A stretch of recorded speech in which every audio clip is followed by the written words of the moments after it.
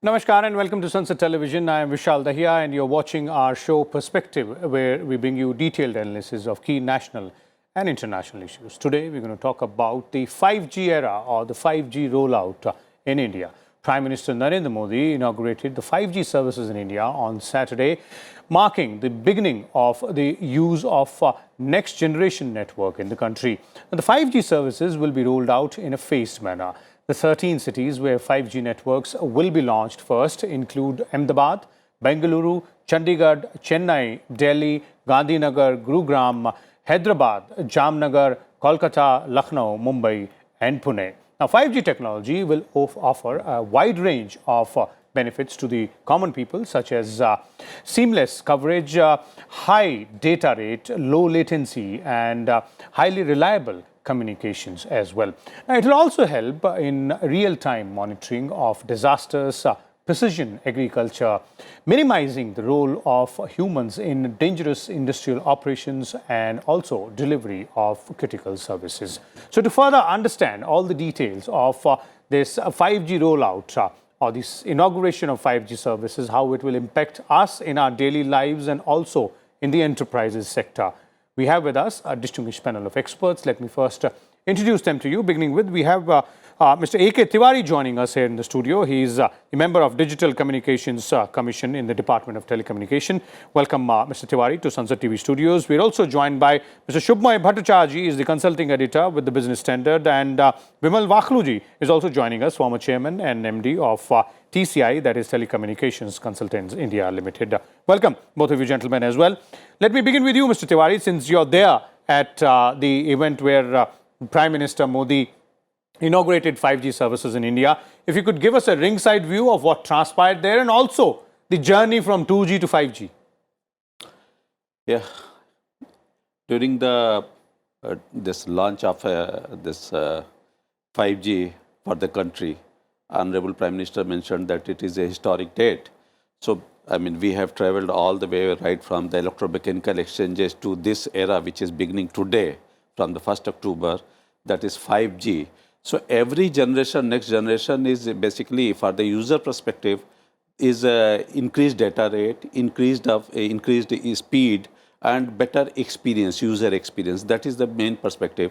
So, actually, Department of Telecommunication, along with our service providers, industries, and OEMs, we demonstrated huge use cases, actually many use cases, which is relevant for the health sector, mining, and many other actually transportation and all these things. All these use cases are going to change the lifestyle, and that is going to help for a common citizen of the country in a long way actually, and it is going to, for the ease of doing business, not only for the ease of doing business, rather for the ease of living also, it is going to help actually. So with that, Honorable Prime Minister already mentioned, I mean, now it is starting, but coming phase manner, as you have already mentioned, it will take some time, but now it will start with all these cities, and slowly it will go to tier 2, tier 3 and all cities.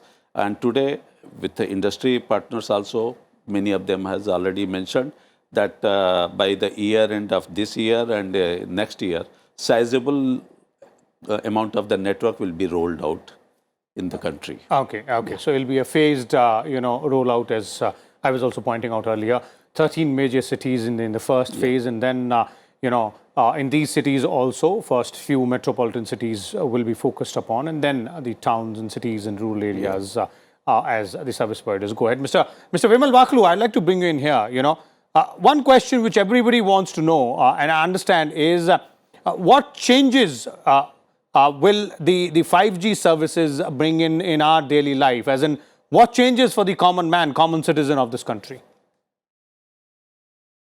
Well, as the Honorable Prime Minister mentioned in the morning, there will be a new revolution in the country. And as he pointed out, 1st October 2022 would be remembered as that day of revolution, because it will impact almost every sector of the economy, every facet of our lives, starting with the health services, for example.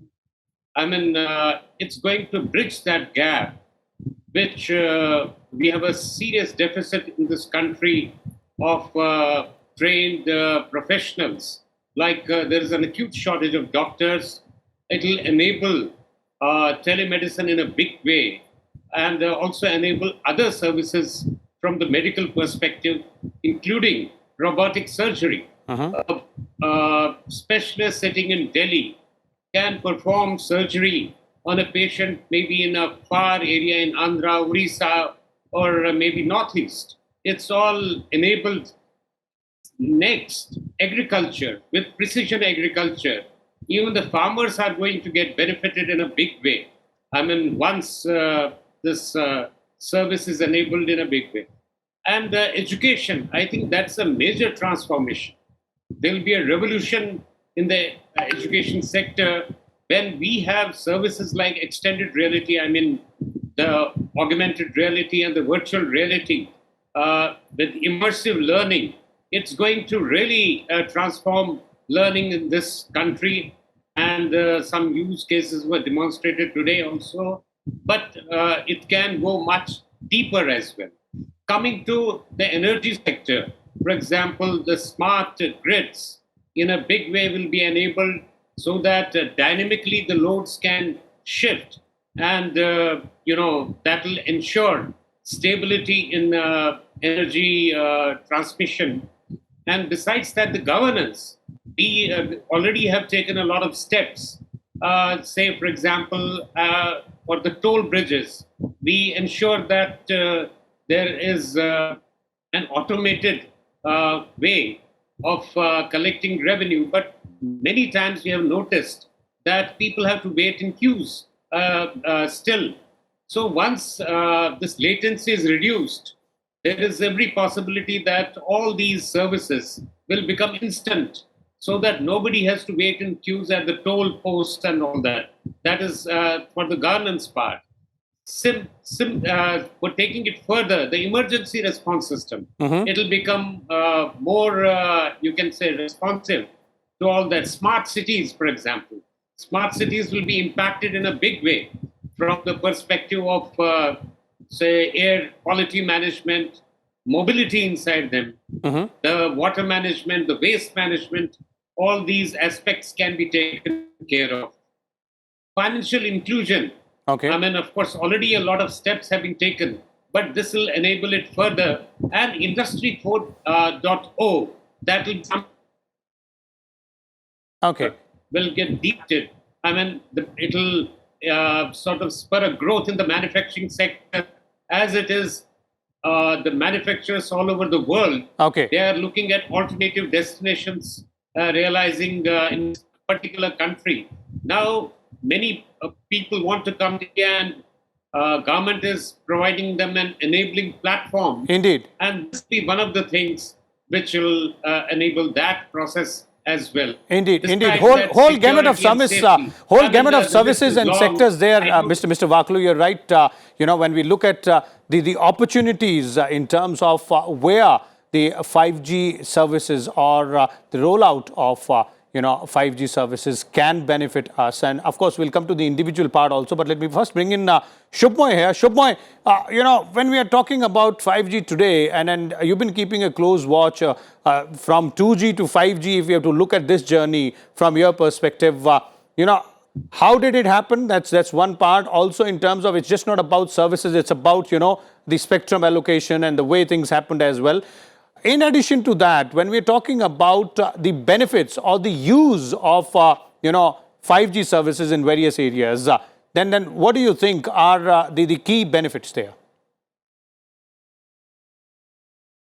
Shubha, you will have to unmute yourself.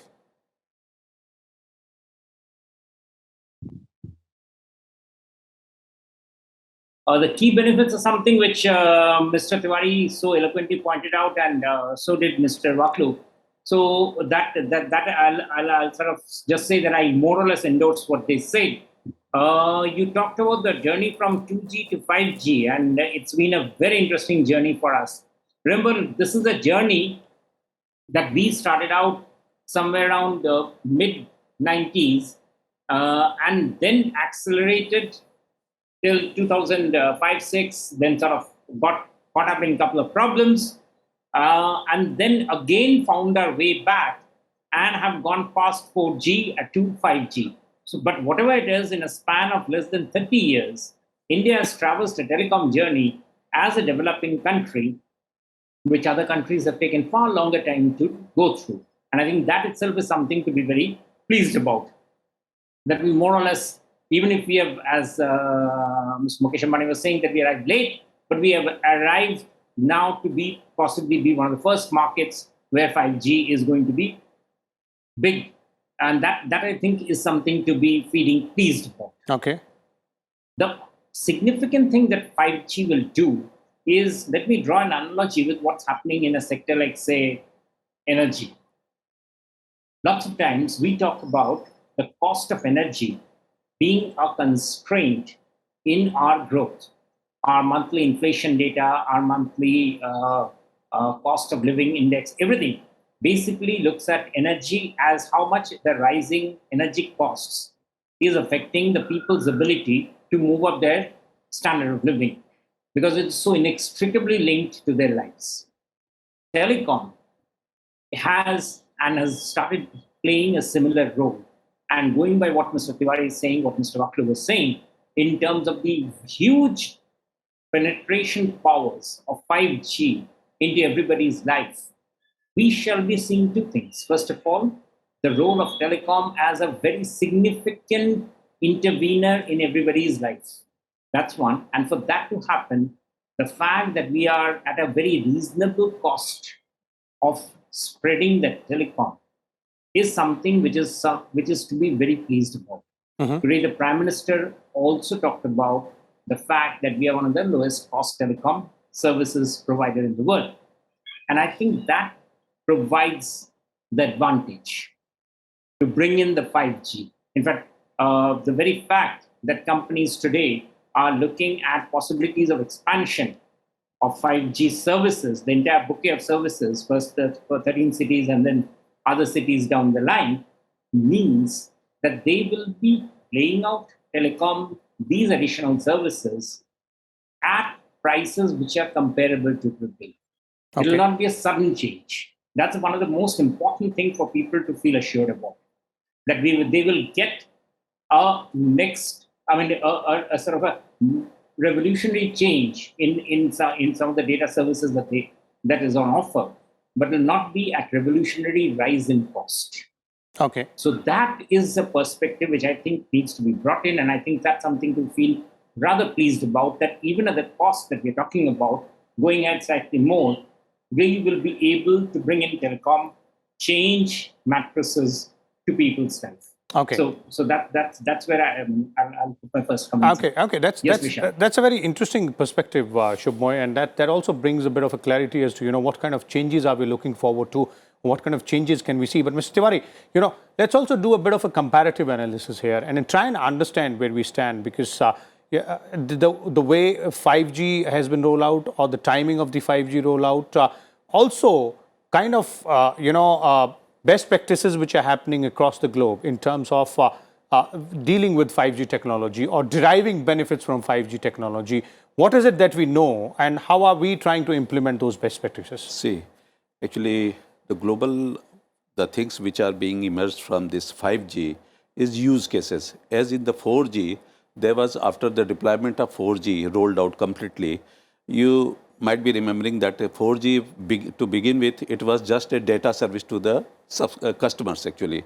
But subsequently, huge businesses come up with the applications actually, app we say, NetMed, 1MG, Swiggy, Zomato, many unicorns have been developed actually based on the apps. Similarly, in the 5G, this use cases which we are in the Department of Telecommunications, we are dealing with, we are having a interministerial committee actually, and I'm heading that. So with that, with every ministries, we are finding out that, like in agriculture, mining, health. Today, with the health actually, we have demonstrated to Honorable Prime Minister how sitting here in this IMC Pragati Maidan, we can find out a cataract in the Himachal Pradesh, cataract demonstration. how a haptics and with haptic use and robotic use, how a sonography can be conducted at remotest part of the country, somewhere, suppose in the northeast, as Mr. Vaklu has already mentioned, or in Ladakh. And a doctor, a specialist doctor sitting in Delhi or Mumbai, he can analyze it and diagnose the proper things. Even in future, robotics will come in the operations. So these use cases, from the common man perspective, the first impact will be basically the data, is enhanced speed, low latency data at the same rate almost what we are getting at 4G or something with a very delta incremental. But the impact on the life indirectly will be with all these use cases across every socioeconomic verticals, and there is huge chances that many unicorns will develop, startups will develop, and there are already startups working on that.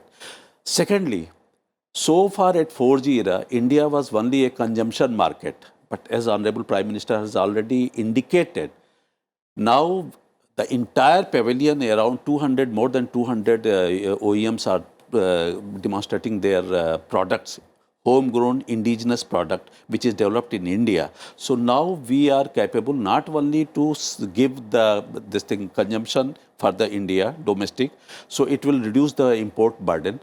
At the same time, we are able to import it also, export it also. So this is the major change which is going to give for the economic benefit. Okay. Apart from, at every sector, even in smart cities, home management, this smart cities, this water management, sewerage management, every use cases are already working there in the Pragati Maidan stall, and I will request everyone to visit there actually. And not only, today Honorable Prime Minister has already indicated, and now we are getting this footfall actually from the various ministries, and for next 4 days actually everyone has to visit, because every indigenous project technology which is developed here, that will be used in railways, in other ministries, and India will be self-sufficient and exporting. Okay. Now that aspect, Mr. Vaklu, I'd like to bring you in here, as Mr.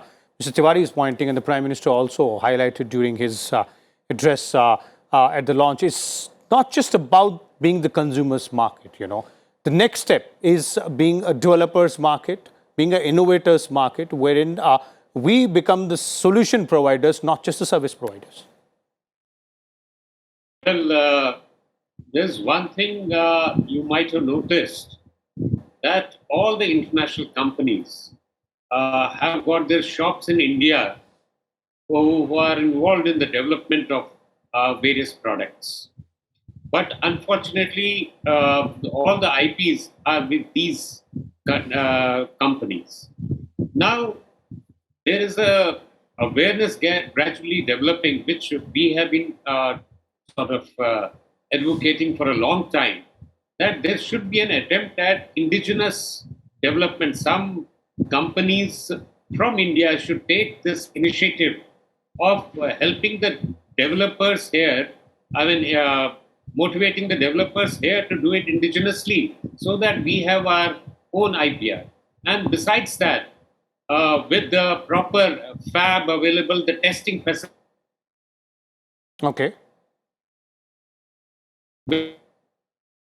Okay.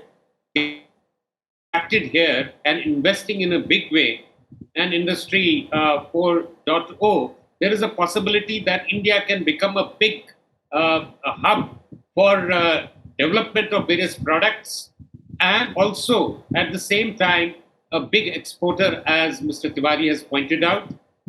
Instead of importing equipment as we are doing till now, we'll be net exporters. And there is every possibility that the steps which have been taken by the government so far, they are in the positive direction, and with a little more boost, like in developing local testing facilities, which are very important from the development perspective, and also manufacturing. So with that, I'm sure that we'll provide solutions for all the problems the way we have been doing here. Okay. Thank you. Okay. And I guess, one of the biggest changes which we might see is to to do away with the data latency, which, the kind of problem which we face usually in our shows as well while having interaction. But that's a very important aspect there as well. But Shubhoy, coming back to this development and innovation part and all that, the question here is that from your point of view, how do you think the progression from here will be in terms of, becoming a solution provider from being a service provider only? As in the progression by, I mean, how easy or difficult would it be, and which sectors will be the key sectors to look out for here? That's an interesting thing, Vishal. I mean, which sectors will be taking it on? And frankly, if we could really guess which ones.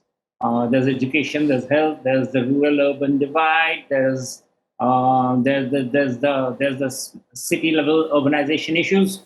I would think that it's basically given by the ecosystem of what's happening, I would say that it's probably the education sector which probably will be the fastest of the mark, but it could go wrong, because in health sector it is largely government controlled even now. Education is by and large private sector led. So I would suspect that the innovations jump would be faster in that one.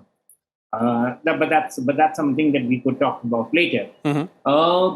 When we look at the entire range of possibilities that's coming up, the most interesting thing, as both Mr. Tiwari and Mr. Vaklu were pointing out, is that India, as a developing country, we always say that we have got a handicap.